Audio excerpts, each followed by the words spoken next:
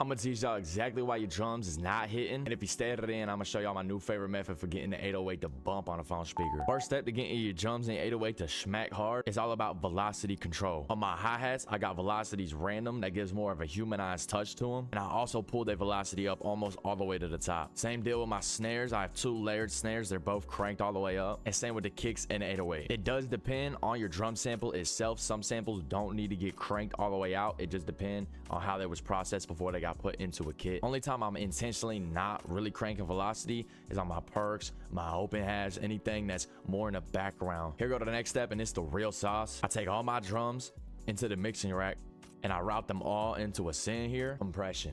Compress that shit, bro. I seen hella people talk about, oh, stop compressing your 808, stop compressing your drums.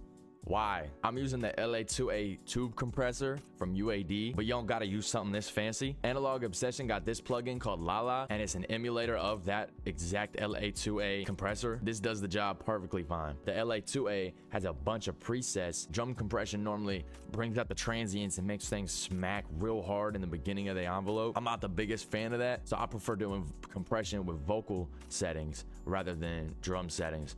Makes them more smooth, still brings them up and makes them hit, in my opinion. And the key to doing this is to bring down the wet mix. As you can see here, I got the wet mix like 45%. If I were to bring it up to 100, that's when it would start doing the transient bullshit that I don't want to hear. It's real obvious with the hi-hats, they get way too piercy. I just don't like how that sound, so I always just bring it back a little bit on the mix.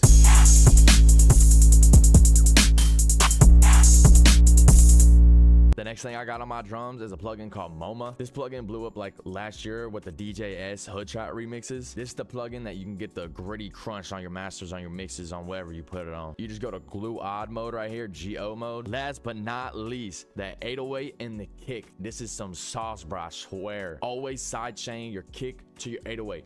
Always. You don't know how to do that? I'll run through it real quick. Get your kick in the mixing rack, get your 808 in the mixing rack. With your kick selected, look at your 808 mixer and come to the bottom and right click the arrow and do sidechain to this track. Now in your 808, put a fruity limiter on the last slot in the mixing chain. Go to the compressor tab right here, bring this threshold down and bring your knee up. Then you gotta just mess with these knobs for how you like it with your specific samples. This make it so that when the kick hit, the 808 get out the way real quick, and when the kick is done playing, the 808 comes back into main volume, so they don't clash, they don't get muddy, because you're using the same frequencies with those two sounds. Here go the method I've been working on for like a week now, and I swear it's the best thing I ever done, and it's OTT on your 808, and I like it way better than doing multi-band saturation and distortion. I